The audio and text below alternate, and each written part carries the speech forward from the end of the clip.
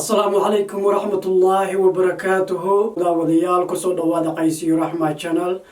أصحابتنا عصب صور دوادة أصحابتك سوريسين عادي أدبض مهسنتين قودهان عدو البوصو بوقتو channel كقيسي رحمة والاليال عادي أدبار كم هذا علينا داوديال مانتو وحان دين هيا قصادي نينكي قوي حدا قيبتي الشناد هدو إلهي رادو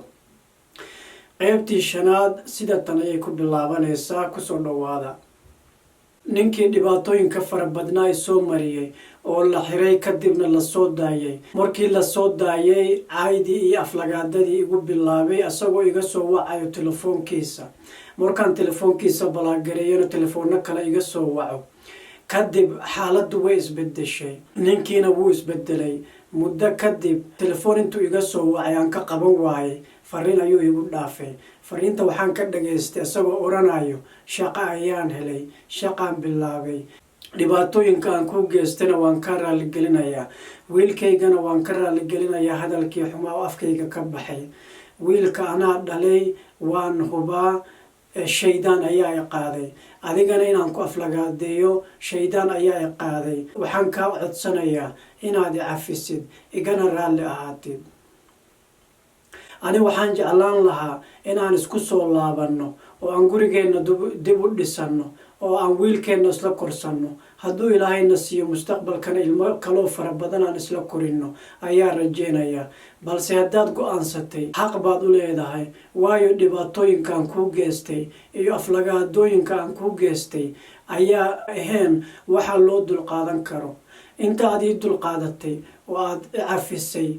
waan kaa mahad celinayaa oo weliba walaalahay ku dhibaateeyay oo xabsi la dhigay kadib adiga aad codsatay in la sii daayo aad iyo aad baan kaa mahad celinayaa runtii ma badno dad arrimo noocaas oo kala sameeyo bani aadan ayaanu nahay shaydaan ayaana qaadi karo xanaaq ayaana qaadayo kadib waxaan rabna ayaan sameynaynaa balse adiga waxaad tahay qof dulqaad badan qof samir badan xanuun badan soo maray culeys badan soo maray cunugaas intaa uur laheyd iyo ilaa aad ka umushay kaliga aad la tacaalaysay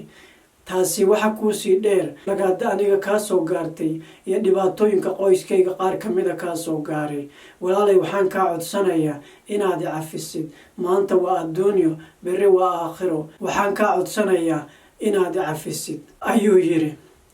mesajkiisa waa mesaj dheer fariimuhu ii dhaafay 3 jeer ayuu duubay oo kusoo celiyo duubay qayb ka mid ah ayaan idinla wadaagay waxaan idinla wadaagay uun raaligelintu u codsanayo aniga walba qof xumeeyay waan u samri jiray haddana bal waxaan isiri qof bani aadana khalad uu gali kara waana laga soo laaban karaa waxaan isiri khaladku galay amuu fahmay oo rabay inuu ka soo laabto dhinaca kale waxaan fiiriyay haddii aan ku adkaysto inaan kala tagno aan saab ku kala maqnaano maalmo ka mid ah cunugayga markuu weynaado maxaan u sheegayaa hadduu asaga ku yiraahdo hooyada raaligelin ayaan weydiistay inaan kuu soo laabto aan ku korsadaan rabay balse hooyada ayaa iga diiday hadduu ku yiraahdo xanuun weyn ayay igu noqonaysaa cunugaygana mustaqbalkiisa dhaawac weyn ayay ku noqonaysaa anigoo ka fikirayo mustaqbalka wiilkayga dhinaca kale fiirinayo bani aadamnimada waxaan ogolaaday inaan ka aqbalo raaligelintii markaan ka aqbalay muddo kadib intuu shaqaynayo waxaa laga jarayay lacag child supporta intaasi waxa sii dheer asaga lacag dheeraada ayuu noo soo diri jiray murmur dad noogu soo dhiibi jiray murmur accountgaygu soo dhigi jiray maadaama asaga lagu yiri agagaarkaaga ma mari karo mana kuu soo dhawaan karo wuxuu noo soo marin jiray dadka ama accountgaygu soo dhigi jiray cabaar markaan fikiray waxaan isiri ninka wuu isbedelay qof bani aadan khalad wuu galaa wuuna ka soo laabtaa ninkan waxay ugu badan tahay inuu khaladkiisa gartay kana soo laabtay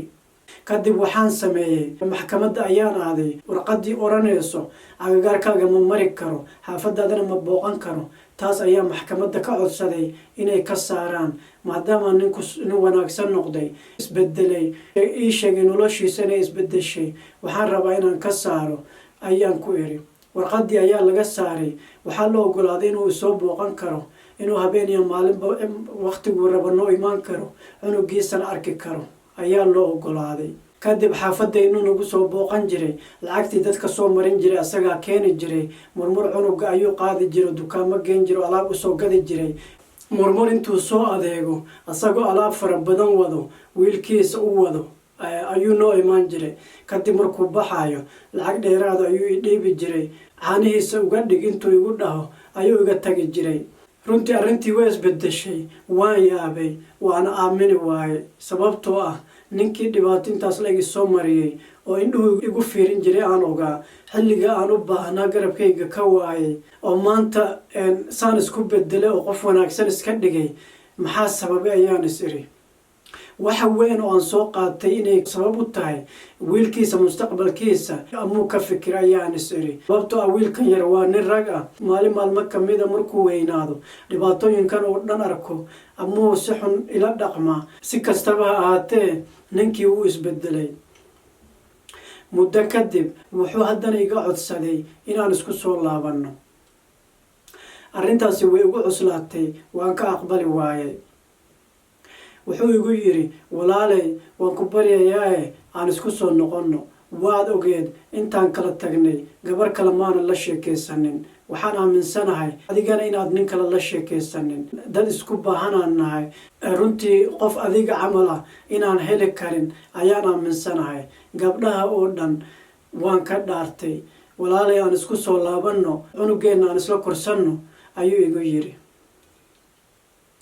arrintaasi waan ka diiday wuu igu soo noqday wuu i weydiiyey waan ka diiday muddo 3 jeer ah oo aan saa kala fogeen ayuu isoo weydiiyey kadib waxaan ku iri waalidkayga ayaan la tashanayaa waalidkay hadda korba ayakoo ila joogin ayaan ku aroosay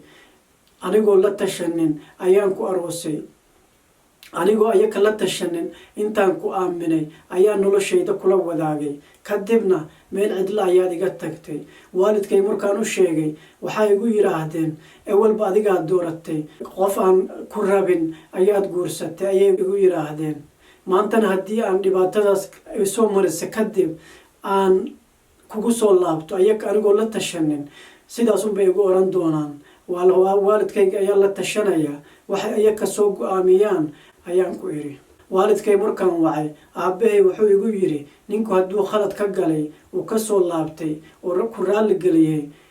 waa ku laaban kartaa ma u maleynayo inay wax dhiba ka imaanayaan hooyaday ayaa la kari waayay hooyaday waxay tiri haddii aad ninkaas ku laabato waad iga dhimatay sababtoo ah ninkaas kuma dilin qabri kuma dhigin waxa kaloo kuu dhiman uu kuu reebtay ma jiraan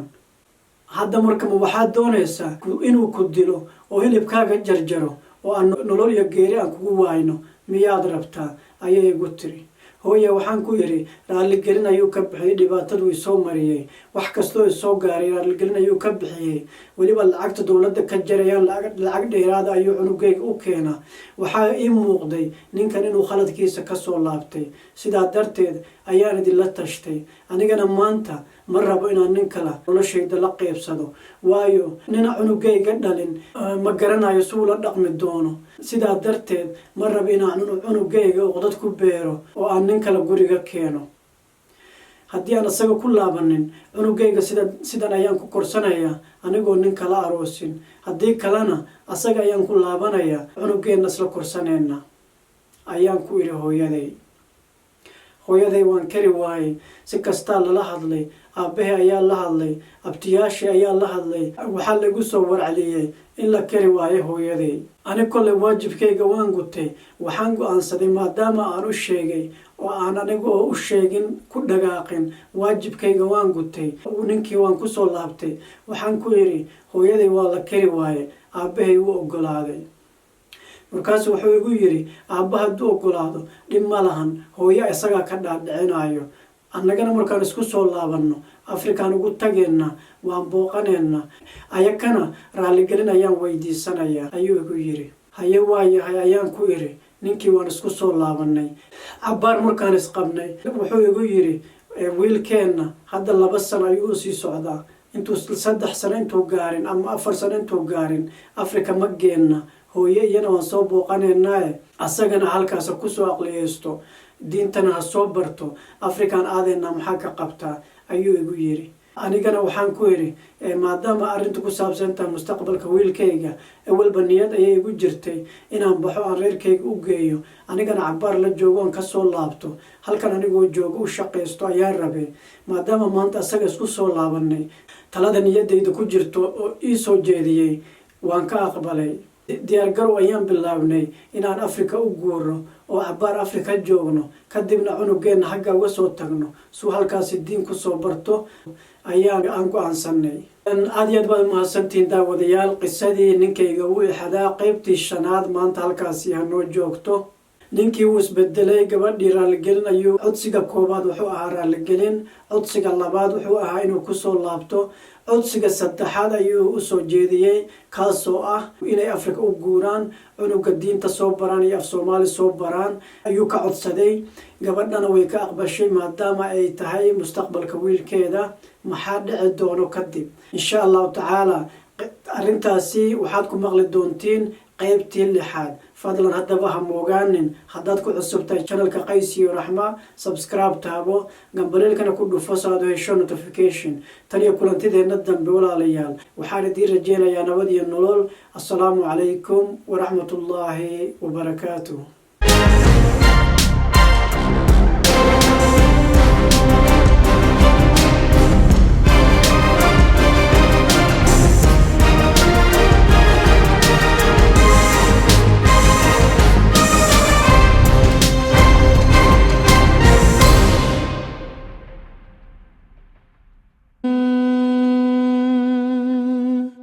السلام عليكم